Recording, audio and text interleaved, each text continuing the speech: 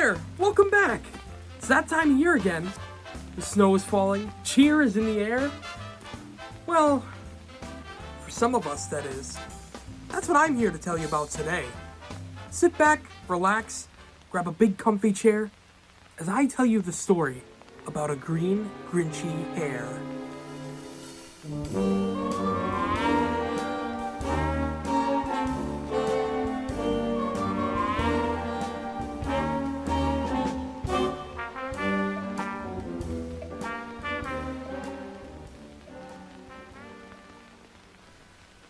Everyone down in Mayville liked Christmas a lot, but the rabbit, who lived just underneath Mayville, did not. He hated the fools and the whole Christmas season. Please ask us why. We all know the reason. A man in a suit and top hat dressed his very best. He was the culprit which gave old Pete a patience test. A quarrel of two foes, which only keeps on growing, makes Pete a little anxious, because a few less hairs are showing.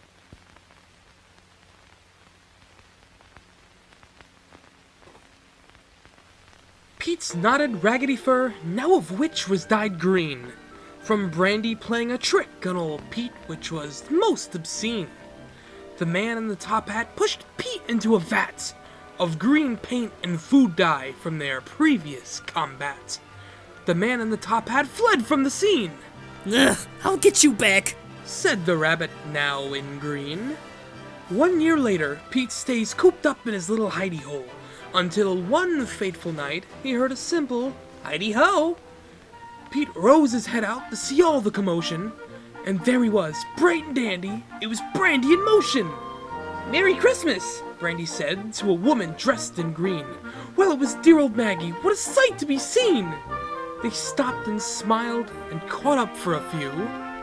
"I have to get going, but I promise we'll catch up soon." As all of this joy and cheer rained from above, Pete slunk into his hidey hole and fit like a glove. I can't take it. He taunts both my ears. I said I'd get him back sometime last year. There's gotta be something I can do to get him back. Pete says as he stops when his eyes spot a red hat. That's it. How clever. I'll know just what I'll do, says Pete as he smiles like a sinister fool. Pete runs to his hanger, grabs his red hat. He grabs some cloth and some twine. At his desk he then sat, rushing around while making a suit so familiar. We'll rush to the good parts since this is all filler. What a delight. What a neat trick, laughed Pete, dressed up as the furry fake Saint Nick. Pete had mapped out the whole south end of town, but to only one house he started heading bound. After maybe a block or two, he was finally there. This is the stop, grinned that green, Grinchy hare. He took his empty bags and climbed up to the top of Brandy's house, only to slip off from being startled by a mouse. Pete took his belongings again, now covered in snow, but this time he thought, what if I burrow below? Pete burrowed for a while until he hit Brandy's wood floor. He popped his head out and got startled by a loud snore. Pete quickly pulled himself up and snuck past the sight of Miss Misty on the couch, who was out like a light. Pete then waltzed on over to the Christmas tree and set his eyes on the big table. Cookies for me? Pete said when he inched forward as his foot hit a white cable. He then picked up one of Santa's cookies and took a large bite as a massive paint can flew in and knocked Pete upright. Disheveled and dizzy, Pete said so sincere, He knew I was coming. He knew I'd be here. Pete quickly got up and started looking up and down for other small traps that could be lying around. He took a step to the left and tripped off a sensor, which he then said some words that we might have to censor. Pete quickly jumped up as he heard a small noise. He looked over at Misty, who was dreaming of toys. He sighed with relief as he saw she was in bed, as he rubbed the last drop of sweat from his head. Pete turned around and, well, what do you know? There's the man in the top hat standing next to the tree aglow. Brandy! Hey there, my friend. As Pete moves his arm out to extend, So, Pete, did you have a fun time getting into my place? Brandy said with an evil grin on his face. Well, I figured you'd be coming like you did the past 2 years. So I figured, why not give Pete some company when he appears? They both got stopped from a small sound in the hall, and there was Miss Misty, who was staring in awe. Santa Claus! I knew you'd make it here! As Misty shoved Brandy, then hugged the green hair. What happened to you, Sandy? And why are you green? Ask Brandy. Pete said, then Brandy intervened. That's not Santa, Misty, that's Pete in a red suit! Please, Misty, let him and I finish this dispute. As Brandy and Pete both positioned themselves to fight, a loud thump and the sound of sleigh bells gave them both a big fright. The roof shook with each sound of 36 little footprints and interrupted by a loud, burly voice yelling, "Whoa, Blitzen!" The noise stopped. Brandy, Misty, and Pete looked up as it got eerily quiet. Say, Brandy, do you think that's the bearded guy with the horrible diet?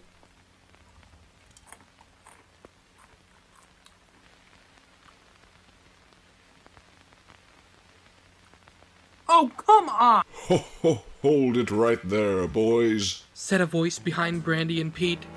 Santa Claus! Trick or treat! Wait, that's not how it goes. Oh, ho, ho, Misty. You've been a good girl this year. Said the burly man in the red suit. But as for the two of you, especially you, Pete, you've been quite the brute. I'm terribly sorry, Mr. Claus. Both Pete and Brandy said in a bashful manner. To get on to my nice list, you two must stop this childish banter. I've been watching your small arguments for over a year or two. Explosives, chainsaws, and a leprechaun crushed by a canoe. Don't you two see this feud has gone on long enough? Can't you two just spend the holiday and cut out all the bluff? Maybe you'll see that you two aren't quite so different. Can't we just look at each other and be a little more considerate? Christmas is a time for forgiving and forgetting those little fights. Can't you two just try to be nice and spread a little cheer tonight? Gee, I guess you're right, Santa. I never really thought of it that way. Yeah, maybe we can learn to overcome our differences and be friends today. What do you say, Brandy? Let's put this behind us. Pete said with a smile. Yeah, I guess so. Let's give it a try for a while. The boy stopped and smiled, followed by a nod, followed by an awkward silence which made the mood quite odd. Now, boys, that's what I like to hear. I guess I'll be on my way. Merry Christmas and Happy New Year. Santa reaches down in his pack full of toys. He gives Misty a box of chocolate and wrapped gifts to the boys. And just like that, well, what do you know? Santa's gone in a flash. Through the chimney, up to the roof, covered in snow and ash. Brandy smiles as he looks at Misty, who just devoured her candy. Merry Christmas, Misty. Merry Christmas, Brandy! Brandy looks over to where Pete once stood, now only noticing a present laying down by the firewood. He looked at the gift and picked up the bag. To Brandy from Santa, it read on the small Christmas tag. He opened the gift, and in moments, it seems, the present and then Brandy were quickly blown to smithereens! The Christmas tag flew off the bag and fell by Brandy's feet. Brandy squinted to read the tag, but instead it wrote, "To Brandy, from Pete."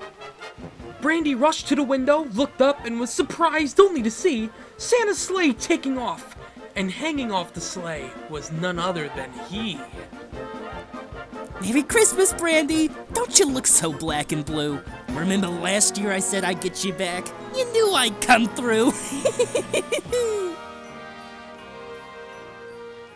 As we all welcome the holiday season, we should all be aware never to mess with a green, Grinchy hair. Merry Christmas, everyone, and happy holidays. I hope you all have a safe and very happy New Year. Merry Christmas, everyone!